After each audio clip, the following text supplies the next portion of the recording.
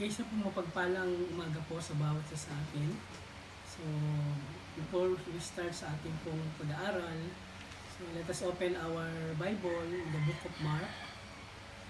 Book of Mark, Mark chapter 1, verse 29 hanggang 34. So, Mark chapter 1, verse 29 hanggang 34. So, basahin po natin ang sabay-sabay. Mark chapter 1 verse 29 to 34. Sa mga English po, sabay po natin basahin.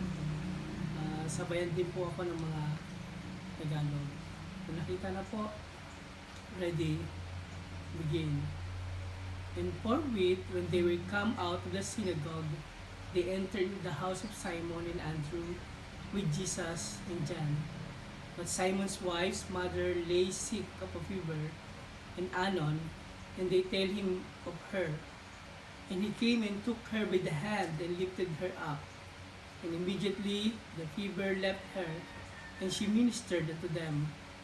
And at even, when the sun did set, they brought unto him all that were diseased, and them that were possessed with devils. And all the city was gathered together at the door. And he healed many that were sick of divers diseases, and cast out many devils, and suffered not the devils to speak, because they knew him. Pagpalain ng Diyos yung binasa natin ng kanyang salita. Tayo muna po ay magbukas sa panalangin. O Diyos naming banal na makapangyarihan sa lahat, patuloy ka po namin pinupuri, pinapasalamatan sa mga oras na ito. Salamat po sa pribilehiyo na minsan pang makapagpuri, makapagsamba po kami sa inyo sa pamagitan po ng pag-aaral po ng Biblia. Kalooban niyo po kami ng talino, maging alipin na gagamitin ninyo. Ano naman po yung mga hadlang na sa aming paikinig, at tatagin niyo po kami upang aming mga focus, ang aming atensyon ay sa inyo lamang po mga salita. Nawa sa aming pag-aaral, kayo pa rin po yung aming maluwalhati, ang pangalan niyo pa rin yung aming pumitaas. All these things we pray in Jesus' name. Amen. So ang ating pag-aaral ngayon ay talagang napapanahon. No? Dahil pag-uusapan natin ang ating Panginoong Kristo, no, bilang isang dakilang manggagamot. So lagi nga natin sinasabi na ang pangalan ng ating Panginoong Kristo, no, siya po ay Jehovah o Jehovah God. At isa po sa kanyang pagpapakilala, ang ating Panginoong Kristo ay isa pong dakilang mga gamot o yung tinatawag po natin na Jehovah Rapha. No? That's why ang title ng ating pag-aaralan ngayon, Jesus Christ, the Great Healer. No? So, isa sa ministeryo ng ating Panginoong Kristo nang siya po ay naparito po sa lupa, no, ay ang magbahagi po ng salita ng ating Panginoon. No, ngunit hindi lamang po yung kanyang ginawa, no, lalong higit siya po ay nagpagaling din po ng mga karamdaman. So, very timely po dahil nararanasan po natin ngayon yung tinatawag po na pagkalat po ng tinatawag po na virus. No? Talagang hindi po siya talaga kumukonte. No, dumadami po ang naapektuhan nito. No? Dahil kung pag-aaral naman talaga natin ang Biblia, dahil ang mundo po talaga ay corrupted na po. No? Hindi lamang po ng kanyang maaring mga paggawa po ng kasamaan, dahil ang mundo po talaga ay patuloy po na sumasama. Kaya maaari ito po ay pinahintulutan ng ating Panginoon na upang ang tao po talaga ay magbalik loob sa Kanya. No, ito po yung mga paalala lang po sa atin. Kaya sabi nga, wala tayong dapat na ikabahala, wala tayong dapat na ika-worry, dahil sabi nga, God is in control. No, dahil kung ang Diyos ay hindi na po niya ito kontrolin, talagang siguro maubos na po tayo. So, habang dahan-dahan po ang nagaganap po ng pagkalat po ng virus, so pinaalalahanan tayo ng Panginoon na talagang without Him, no, you can do nothing. No, ayon po din sa binasa po natin na text sa Mark chapter 1, so nakita po natin dyan yung ministry po na ginawa ng ating Panginoon Kristo So hindi lamang po sa pagbabahagi po ng salita ng Panginoon, that's why pumunta po siya dyan sa synagogue, no, kung papansinin po natin.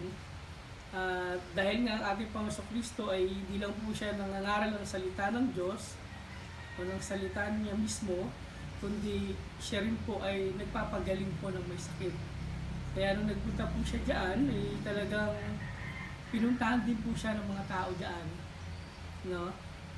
Lalo na yung before na na-encounter niya po yung talagang nasaniban po ng masamang espiritu, no? At makita po natin sa kanyang patuloy na pagpapagaling, no, ang ating Panginoong Kristo talaga ay masabi po natin ay naging kilala, no, sa pagpapagaling po ng iba't ibang klase ng karamdaman. Ito ba? Makita natin diyan nung mga pagkakataon na yan, nalaman din ng ating Panginoong Kristo yung mother-in-law ni Simon ay meron tinatawag po na karamdaman at siya ay nakahiga talaga sa banig ng karamdaman. Kaya ang ating Panginoong Kristo ay dali-dali po siyang pumunta doon at pinagaling itong mother-in-law ni Peter. So, makikita po natin dyan sa may verse 30, but Simon's wife mother lay sick of a fever, and they tell him of her. And he came, took her by the hand, and lifted her up, and immediately the fever left her, and she ministered unto them. So, makikita po natin ang ating Panginoon Kristo, no, hindi lang binibigay niya yung kanyang pangangailangan natin, o yung kahilingan natin, no, ang nais din ng ating Panginoon Kristo ay talagang maministrehan tayo ng kanyang salita. No, maraming mga tao ngayon na gusto lang po gumaling physically, pero yung spiritual po ay hindi nila kinukonsulta sa ating Panginoong Kristo. No? So, sa ating pagpapatuloy, makita po natin dyan na ang mga tao po talaga ay dinagsa po siya. No? Dahil ang ating Panginoong Kristo po ay, yun nga, no, naging kilala po siya sa pagpapagaling. Kaya marami pong tao ang tumungo po sa Kanya. No? At makita natin dyan sa may verse 32, and at even, when the sun did set, they brought unto him all that were diseased, and them that were possessed with the devil. So dito makikita na natin yung iba't ibang klase po ng karamdaman na kinonsulta po sa ating Panginoong Kristo. No? So mapapansin po natin dyan sa verse 32, no? And at even when the sun did set. So ito po yung bibigyan pansin natin. So bakit po sila nagpunta po dyan? No? Dahil po, syempre ay mapagaling po sila, pero kung titingnan po natin, pumunta po sila dyan so gabi na po. No? Ibig sabihin yung paglubog na po ng tinatawag po na araw. Bakit po? Meron po silang tinatawag po na Sabbath day. No? So from pagsikat ng araw at sa paglubog ng araw, yun po yung bilang po nila para matapos po yung tinatawag po na Sabbath day. Dahil alam naman natin na very significant po sa kanila pong batas, no, na hindi po talaga pwedeng magtrabaho, hindi ka pwedeng magpagaling, no, o gumawa ng bagay ng during Sabbath day. So makita natin dito na ang ating Panginoong Kristo, siya po mismo ang katuparan ng batas at never po siyang hindi sumunod sa batas na to. Kaya makita natin kahit itong mga taong to na pinatapos mo nila yung Sabbath day bago po sila talaga pumunta sa ating Panginoong Kristo. That's why sa verse 33, and all the city was gathered together at the door. So makita natin dito kung gaano karami po talaga ang pumunta sa ating Panginoong Kristo. No? Kaya dito makita natin, it's the first incident happened in public and involved an abominacious demon, no? And it was the second, no, situation. Nakita natin, pinuntahan po siya ng aaring sinapian po ng masamang espiritu, no? Kaya kung babalikan po natin yung verse 28, and immediately his fame spread abroad throughout all the region round about Galilee. So sumikat po ang ating Panginoon Kristo diyan, makikita natin throughout all the region, no, about, no, the Galilee, o the start of the Galilee, dahil sa kanya pong ginagawa pong mga himala. So ang ating Panginoong Kristo, no, ay talagang lubusang nakilala sa paggawa po ng himala o sa ginagawa niyang pagbabago po sa bawat tao. So bilang pagbalik din, no, malaking bagay po na tayo po mismo ay nagbabalik din po ng magandang patotoo, no, sa paligid po natin upang talagang makilala rin ng mga tao ang Panginoon Kristo sa buhay po natin, sa pamumuhay po natin, no? Kaya dito makikita po natin, no, ang ating Panginoon Kristo talaga ay He is willing na magpagaling po ng karamdaman. Kaya hindi tayo dapat magdalawang isip kung tayo po ay talagang may mga pangangailangan, especially po sa physical po na ating pangangailangan, especially kung tayo po ay may mga karamdaman, no? So napakarami po na naapektuhan po ng virus po sa panahon po natin, no? And we expect na itong mga taong ito talaga ay lumalapit po sa ating Panginoon, at nakakalungkot, no, kung sila po ay hindi lumalapit, no, sa ating Panginoon, na ang ating Panginoon talaga ay nag-aanyaya, no? And He is willing na magpagaling po ng mga karamdaman. So, kaya nakalungkot, may mga tao na may mga karamdaman na hindi lumalapit po sa Kanya. Ngayon, kung may lumalapit man po sa Kanya, no, ay lumalapit po ito sa maaring sa kamalian, kaparaanan, or lumalapit po sa hindi po talaga na totoong Panginoon. Kaya makita natin dyan, no, He healed them immediately. No, kung talagang lalapit tayo sa Kanya at meron tayong pananampalataya, ang ating Panginoon Kristo talaga ay pagagalingin ka, no? Magagalingin ka sa tinatawag na karamdaman immediately, no? Nananampalataya ba tayo doon? Sinabi niya, no? Naniniwala po ba tayo doon na pagagalingin niya tayo, no? Kaya itong mga taong to talaga ay masabi natin na helpless, no? Talagang pag may sakit ka talaga, yan na lang po talaga yung ating pakiramdam, no? Na wala po tayong magagawa, wala po tayong kakayanan para pagalingin ang ating sarili, kundi ang ating Panginoong Kristo. So, nakakalungkot, hindi po tayo lalapit sa Kanya, no? Ano doon po yung Kanyang enablement, ano doon po yung Kanyang willingness, no? At makikita natin yung Kanyang power, no, para pagalingin po ang may mga karamdaman. Diba? At makita talaga natin na ang ating Panginoong Kristo talaga ay kung maaari lang, gusto niya talaga na gumaling tayo, no? Kaya ngayon, yan po sana yung maging damdamin po ng mga tao ngayon na lumapit po sa Kanya, no? Dahil ating Panginoon Kristo, ito po maaari yung kaparaanan niya para talagang lubusan na makilala natin siya sa ating buhay.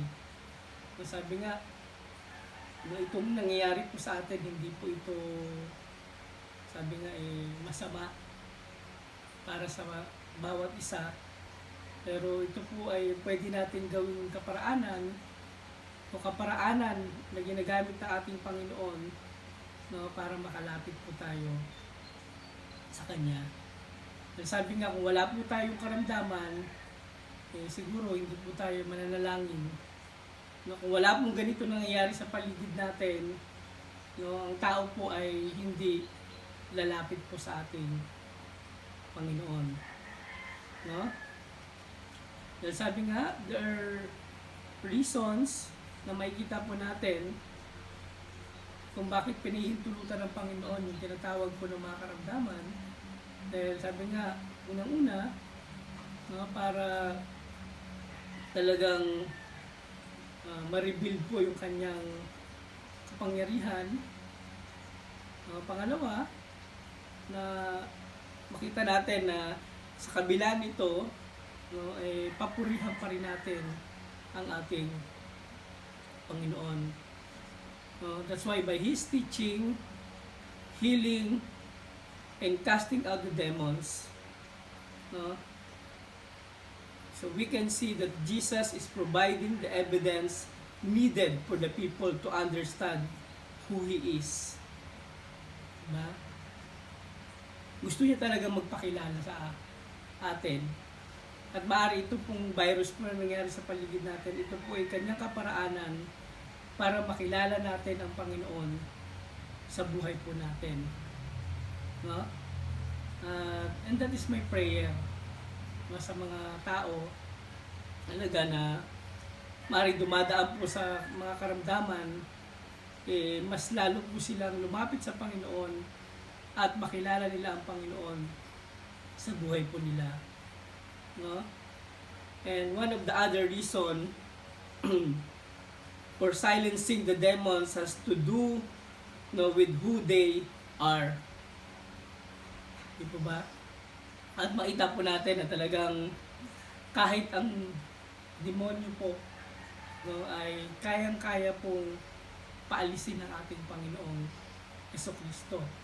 Kasi makita po natin may mga instances sa Bible o pagkakataon, no, especially sa panahon po ni Job, naalala niyo po, na talagang pinahintulutan ng Panginoon, no, itong mga demonyo na talagang bigyan po ng karamdaman, no, si Job, no, under his control.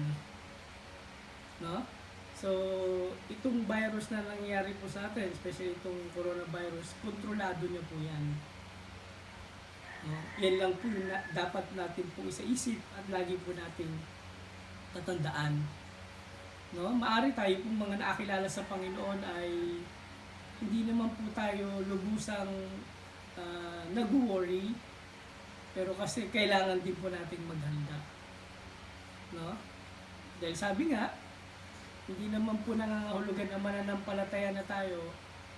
Kung nakakilala na tayo sa Panginoon ay hindi po tayo tatalaban po ng virus. No? So tayo po ay nasa laman pa po. Tayo po ay nandirito pa po sa lupa. No? Kaya anuman pong klaseng sakit ay pwede po nating maranasan. Sabi nga, kung ipapahintulot niya. No? Kaya makita po natin na ang Panginoong Jesucristo, no, kahit sa mga demonyo, no, ay kontrolado niya to. Kaya makita po natin na dito sa ating pag-aaral na talagang itong mga karamdaman na to maaari ay gawa rin po talaga ng mga demonyo na kung saan ay maaaring kapaligid po sa atin upang magkaroon din tayo ng doubt, no, sa ating Panginoon at sa ating pananampalataya. Diba? Kaya nga makita po natin talagang maraming mga tao ngayon ang nagtatanong, nagpapagaling pa ba ang Diyos? No? Meron pa bang Diyos?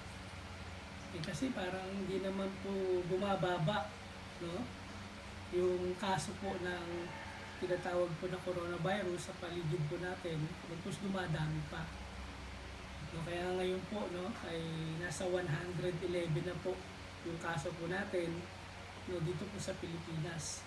No, hindi pa po, kasali pa po yung sa ibang bansa.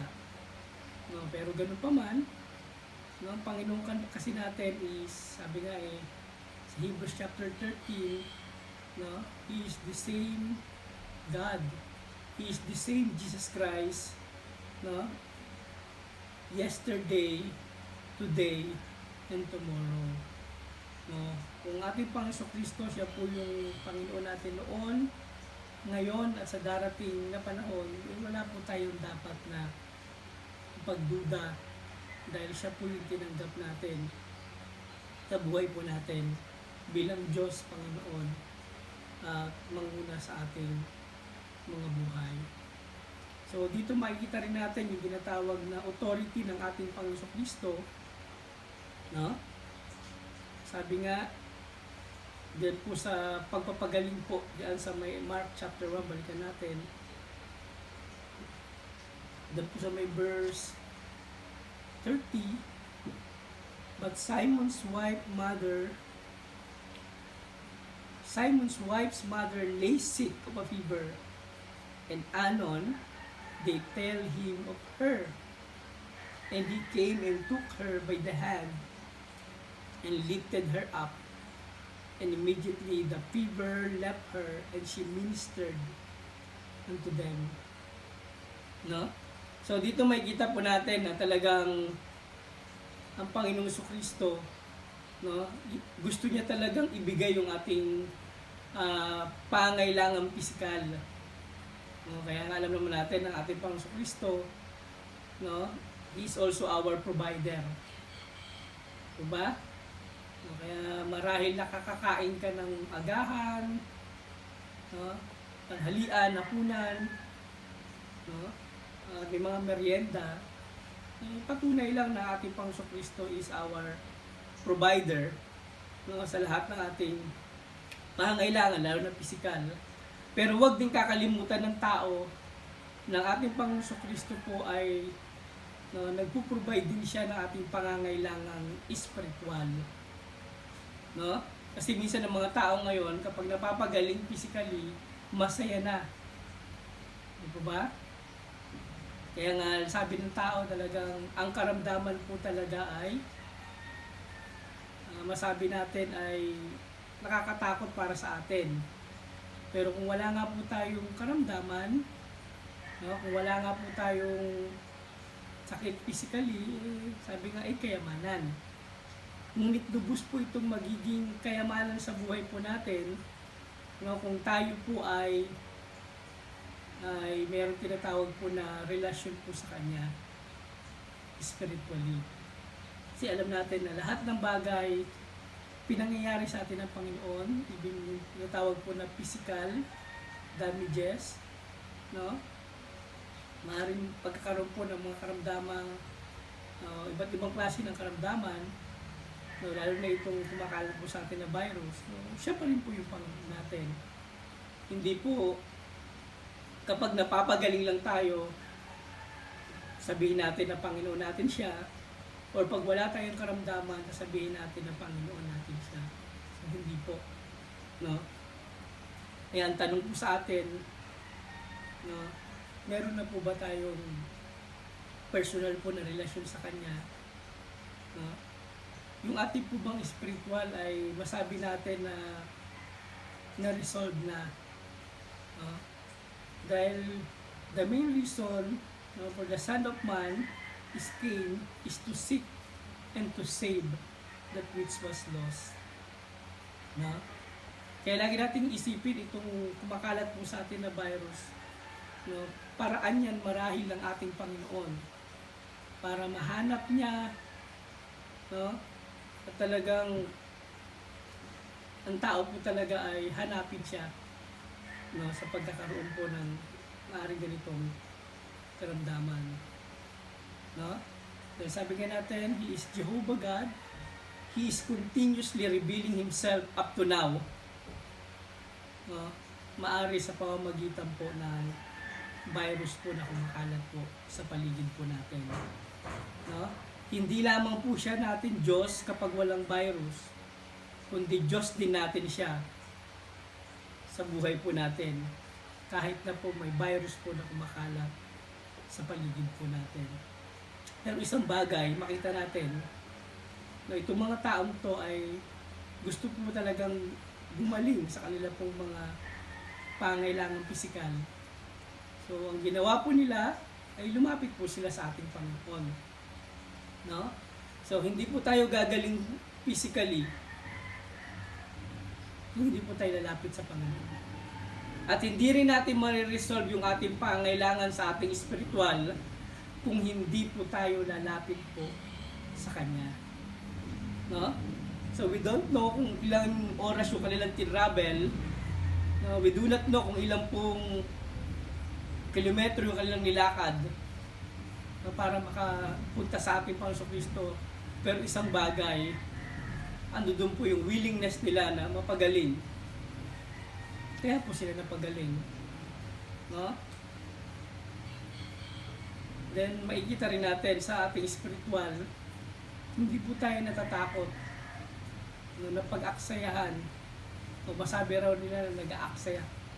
Hindi po tayo natatakot doon kung gagawin po natin ito para sa ating kalaguang spiritual. No? So, hindi po madali. Marahil yung sitwasyon po natin. Pero sa kahit anong kaparaanan, no, pwede tayong gumawa ng paraan para sa ating spiritual. No, kahit nga, sabi nga, itong kaparaanan ng pag-online, no, pwede po. Dahil kung ating puso po ay willing, talaga, ay talagang magkakaroon po tayo ng kalaguang spiritual. No? Kaya nga makita natin dyan sa verse 29, and when they were come out of the synagogue, no? Ibig sabihin ng ating Panginoon Kristo, ang pangunahin niya talagang gustong maitulong sa mga tao yung pangangailangan nating spiritual. No? So, iba kasi, makikita po natin, may mga simbahan ngayon na inuuna po talaga yung pangailangang pisikal, pero minsan napapabayaan po yung pangailangang spiritual. Oo, nabigyan po natin sila ng tulong. Ay, nabigyan natin sila ng relief. No? Maaaring nabigyan po natin sila ng kanilang pangailangan na makapag-satisfy po. No? Lalo na sa panahon po natin ngayon. Pero ang nais ng Panginoon, na bilang mga mananampalataya, ay maibigay po natin yung pangangailangan po nila spiritual. No? So, ito pong panahon po natin, talagang na masabi natin napakadaling mag-share ng salita ng Panginoon. Bakit po? Dahil sa kumakalat po na virus ngayon, ang mga tao po talaga ay madali, masabi natin madali po makapag-share ng Biblia. No? Kasi minsan ganun eh. Diba? Minsan kailangan pa natin dumaan sa mga karamdaman.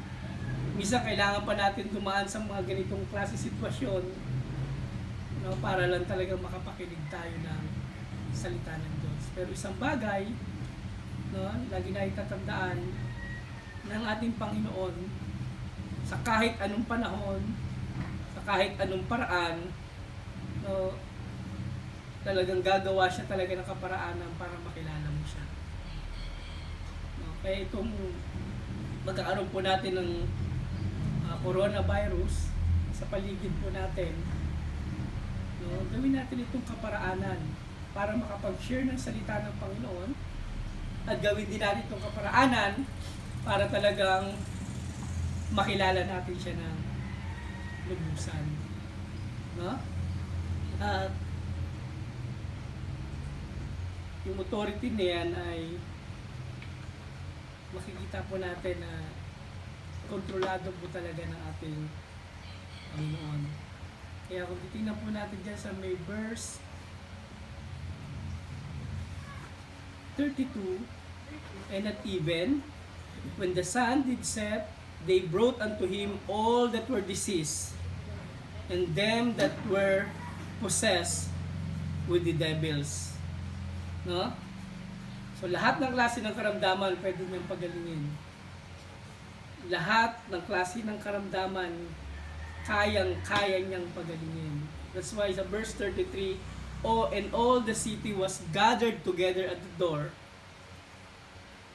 and healed many that were sick of divers diseases, and cast out also many devils, and suffered not the devils to speak, because they knew him." No? Kung sana ito lang rin po yung maging kaisipan ng mga tao ngayon, na talagang wala po talaga tayong magagawa. No? No, totoo po na lahat po tayo ay appointed. No? Pagdating po sa kamatayan, lahat po talaga tayo dadaan ng kamatayan. Pero kailangan rin po natin gumawa ng paraan. Hindi ba? Para hindi tayo magkaroon kaagad ng karamdaman. No? So, isang bagay lang na gustong ipaalala sa atin ng Panginoon, no? Yung pangunahing virus po talaga o karamdaman talaga ng tao, eh hindi naman po ito talagang coronavirus, no? Kundi yung tinatawag po na kasalanan.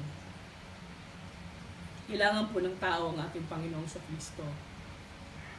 At itong kasalanan na ito, no, ang siyang magpapahamak sa tao sa napakahabang panahon. No? Kaya hindi na rin po tayo nagtataka bakit ganito na po yung nangyayari sa paligid po natin, dahil po sa sobrang pagkalat at pagsama po ng tao sa patuloy na paggawa ng kasalanan. No? Maaari itong coronavirus matatapos po ito. Pero yung kasalanan po sa mundong ito, kung hindi po tayo lalapit po sa ating Panginoong Kristo, no, ay mas tatagal pa po ito sa buhay po natin. At ang kasalanan po na ang magpapahamak sa tao, dahil siya po ay pupunta sa tinatawag po na impyerno. Nakakalungkot. No? And that is my prayer, no? Na talagang ako mismo personally, no, kahit sa pamilya po namin, no, ang panalangin po talaga namin na talagang kahit yung mga kamag-anakan po namin ay maakilala rin po sa Panginoon. No? No, na hindi pa po dumating yung ganitong sitwasyon, no, magkaroon pa po ng matinding karamdaman bago pa makilala ang Panginoon. No, itong mga circumstansya na to, na sabi nga dyan sa verse 34, nagkaroon po siya ng maraming karamdaman, iba't ibang klase ng karamdaman, kahit na pagsapi rin po ng mga masasamang espiritu sa kanila bago nila nakilala ang Panginoon sa buhay nila bilang Diyos, Panginoon at tagapagligtas. Hindi ko po sinasabi na lahat ng mga napagaling ng ating Panginoon Kristo dito sa panahon niya ay nagkaroon po ng totoong pananampalataya. Pero niniwala po ako, no, marami po dito ang totoong nakilala sa Panginoon. Dahil hindi lamang po na ibigay ng Panginoon yung kanilang pangailangang pisikal sa kagalingan, kundi na ibigay ng Panginoon yung kanilang pangunahing pangailangan, that's pangangailangang spiritual. No? Kaya ito po yung ating challenge sa bawat isa sa atin. No? Ito na po yung panahon. No? Maaring madali po tayo makapag-share ng salita ng Panginoon. Maaring mga tao ngayon ay makikinig ng salita niya. Sabi nga, samantalahin po natin.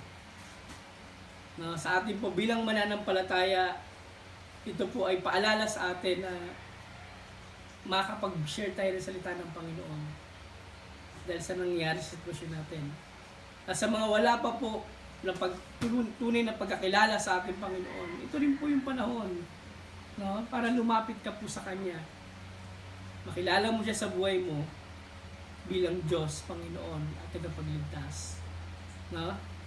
Dahil ang ating Panginoon Kristo, He is our great healer today, no? Even yesterday, and also for tomorrow. That's why Jesus Christ the same yesterday, today, and tomorrow. Wala po tayong dapat ipagduda. Siya po yung ating dakilang manggagamot. Kailangan po nating lumapit sa Kanya. No? Marami pong tao ngayon apektado po ng virus. Pwede po natin silang ipanalangin. At kasabay po nito, pwede po natin silang sharean ng salita ng ating Panginoon. Kaya ito po yung paalala po sa atin po, lalo na bilang mananampalataya, na hindi lamang po tayo ma-stuck sa bahay, no? Na hindi lumabas ng bahay, no? Kundi ito po yung panahon para magbahagi po tayo ng salita ng Diyos. Masasabi mo ba, minamahal kong kapatid sa Panginoon, na siya po ang iyong dakilang magagamot? Kung siya po ang iyong dakilang magagamot, kailangan po natin ipanalangin ng mga tao po sa paligid po natin. That is challenge sa atin ngayon. Lalo sa panahon po natin na talagang dumadami po yung naapektuhan ng mga virus po sa paligid po natin. I hope na marami po tayong mga natutunan. Kung ikaw po ay may Panginoon sa buhay mo, meron kang relasyon sa Kanya na tunay, wala po tayo talagang dapat may pangamba. Manalangin po tayo.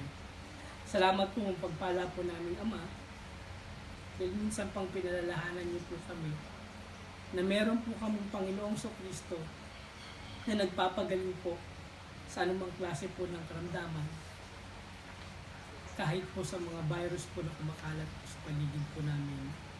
Humihingi po kami ng tawad, Panginoon. Dahil minsan nakalimutan po namin na meron po kaming Panginoon sa Kristo na kayang magpagaling ng mga karamdaman. Kaya tulungan niyo po kami na hindi po kami lubusang maapektuhan sa nangyayari po sa paligid po namin. Bagkus kami po ay patuloy na maging magandang patotoo. Doon po makilala rin po ng mga tao sa buhay po namin na meron po tinatawag po na great healer. Ang iba po ang aming Panginoong sa Kristo. Tulungan niyo rin po kami na magbahagi po ng inyong salita. Dahil ito po talaga ang pangunahing pangailangan po ng tao.